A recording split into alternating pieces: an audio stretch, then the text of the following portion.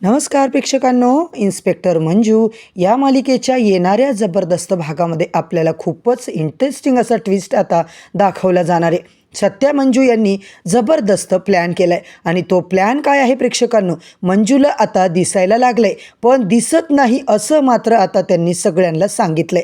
का तर सगळ्यांपासून ही गोष्ट का लपवायची आहे, कारण सत्या मंजू यांचे जे कोणी दुश्मन आहेत, मंजूला आता कोणी जीव घेण्याचा प्रयत्न केला त्यांना सगळ्यांना आता शिक्षा करण्यासाठी या दोघांचा असा जबरदस्त प्लॅन झालेला असतो. सत्याने हे केलेलं प्लॅनिंग मंजूला त्याने आता समजावून सांगितले. वाघमारे, तुम्हाला जे काही दिसतंय ना, अजिबात बाहेर जगाला कुणाला कळू द्यायचं नाही आहे. तेव्हा मंजू म्हणते, सत्या अरे आपले दुश्मन खूप आहेत सत्या. सत्या मात्र आता इकडे मंजू दोघं मिळून असा जबरदस्त प्लॅन करून प्रेक्षकांनो आर्यन, तात्या आणि पूर्वाची पूर्ण वाट लावणार आहेत आणि सोबतच माया आणि सपनाची सुद्धा. तर मंडळी, आजचा भाग एवढा मस्त दाखवला आहे ना, शेवटपर्यंत नक्की बघा. चॅनलवरती नवीन असाल तर चॅनलला सबस्क्राईब करा, व्हिडिओला लाईक करा. तर मित्रांनो, इकडे मात्र मंजूला दिसत असतं, परंतु सगळ्यांच्या समोर आता तिने अशी जबरदस्त ॲक्टिंग केली आहे ना की मंजूला काही दिसत नाही आहे. सगळे आता मंजूला इकडे सहानुभूती दाखवत असतात. डॉक्टर आता तिकडून निघून जातात. तर सत्या बोलतो, डॉक्टर अहो काय झालं, तुम्ही तर मला सांगितलं होतं की वाघमारेंना आता दिसणार आहे, वाघमारे मॅडमचे डोळे बरे होतील ते होतील, पण वाघमारे मॅडमला अहो काही दिसत नाही आहे. डॉक्टर बोलतात, हे बघा आम्ही आमच्या पद्धतीने आम्हाला जे करायचं होतं ना ते छान केलं आहे, ऑपरेशनसुद्धा सक्सेसफुल झालं होतं, परंतु चान्सेस मात्र किती पर्सेंटेज आहे हे मात्र आम्ही सुद्धा नाही सांगू शकत. तेव्हा मात्र आता ऑपरेशन सक्सेसफुल झालं आहे की नाही हे मात्र आपल्याला पट्टी काढल्यानंतरच कळतं.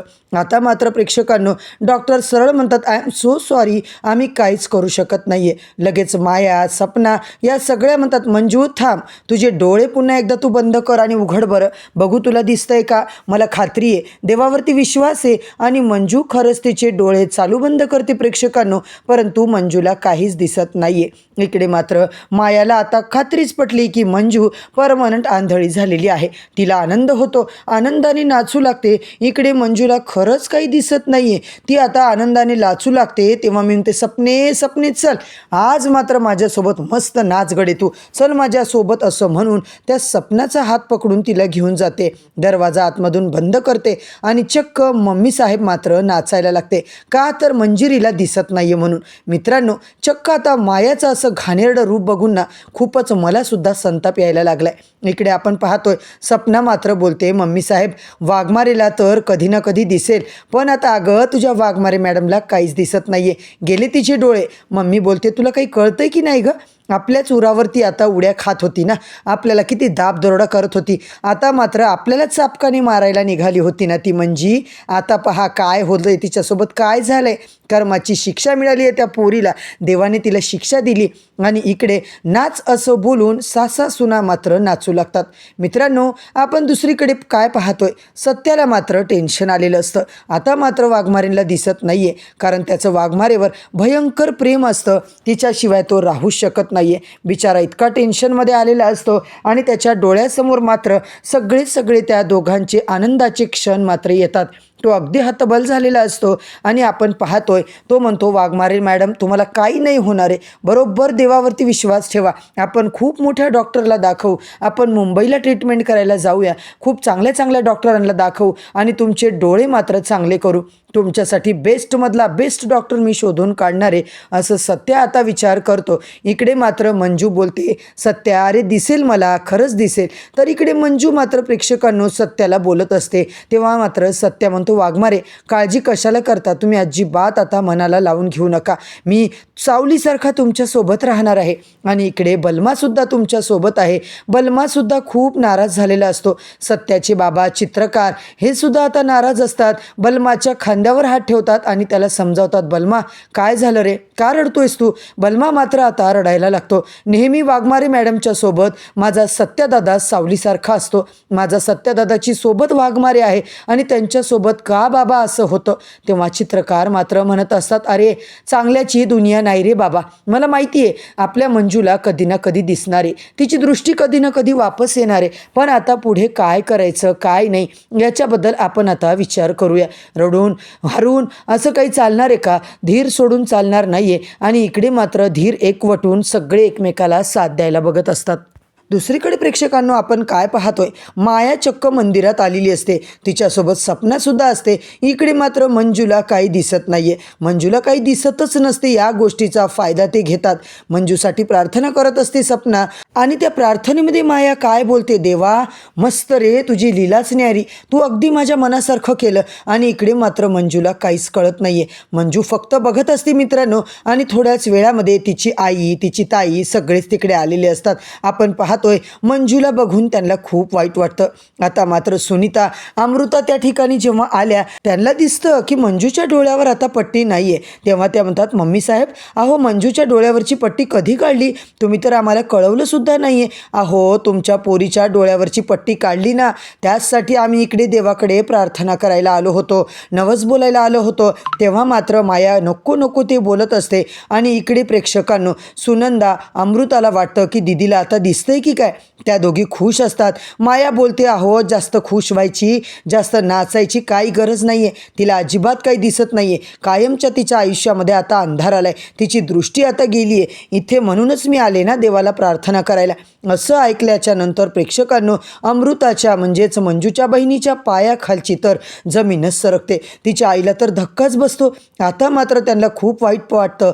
त्यानंतर मात्र सगळे आता माया पॅलेसमध्ये वापस जातात. दुसरीकडे आता रात्र झालेली असते. सत्य आता मंजूला इकडे खुर्चीवर घेऊन बसून गप्पा मारत असतो. बाल्कनीमध्ये येऊन गप्पा मारतात. मस्तपैकी छान वातावरण, रिमझिम पाऊस चालू असतो, सुंदर असं वातावरण असतो. आणि सत्य मात्र, वाघमारे काय सांगू तुम्हाला, मस्त वातावरण आहे, तुम्हाला असं वातावरण आवडतं ना, अशा वातावरणात तुम्हाला बुलेटवरून फिरायला आवडतं की नाही. तेव्हा मात्र मंजू म्हणते, हो रे सत्या, पण मला आता काही दिसत नाही, माझ्या आयुष्यात एवढा अंधार आलाय, मग आता मी कसं बघणार.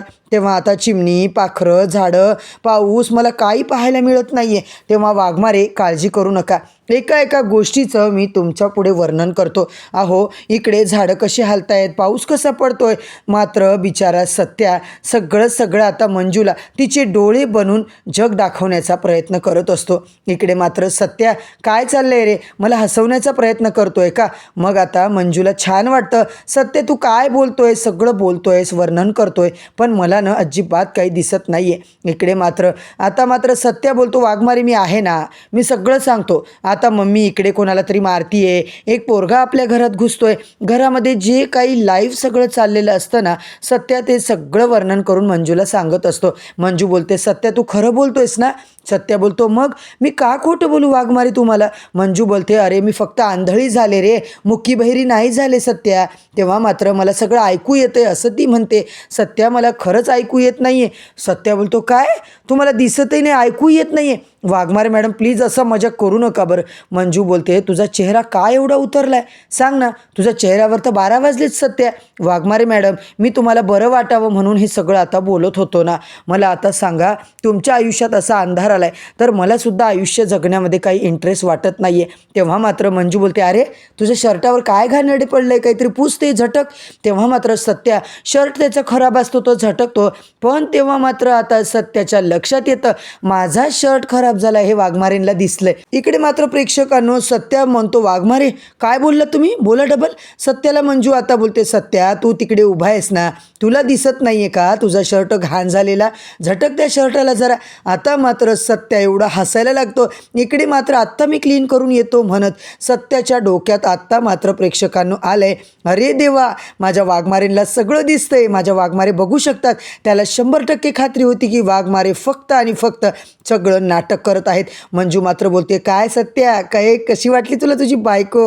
अरे तू सत्यजित सुर्वेस तर मी सुद्धा मंजिरी वाघमारे म्हटलं. आता मात्र आंधळपणाचं जे काही नाटक मी करत होते ना, ते मात्र आता आपण आपल्या दुश्मनांना चाट पाडायला करायचे. इकडे सत्या मात्र मंजूला गोल गोल फिरवतो, उचलून घेतो, आनंद व्यक्त करतो प्रेक्षकांनो. आणि आजचा भाग मात्र आपला इथेच संपतो. उद्याच्या जबरदस्त भागामध्ये आपल्याला आता पाहायला मिळतंय. मंजू सत्याला बोलते, सत्या मला पहिल्या दिवशीपासूनच दिसत होतं. डॉक्टरांनी जेव्हा पट्टी काढली तेव्हा मला दिसत होतं. फक्त मी आता आंधळ बनण्याचं नाटक केलं.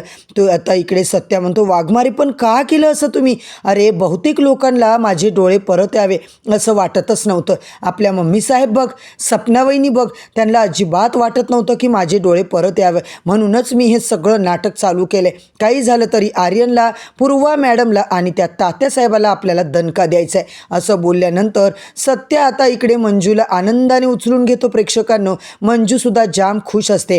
परंतु मंजू म्हणते, हे बघ सत्या, हे आपलं टॉप सिक्रेट आहे, अजिबात कुणालाही कळता कामा नये. आता हे मी सगळं का करते? त्या आर्यनला पकडून त्याला जेलमध्ये टाकायचे आणि बरेच लोक आहेत माझ्या रडारवर, त्यांनाच पकडायसाठी हे सगळं मी करते. तू प्लीज मला समजून घे.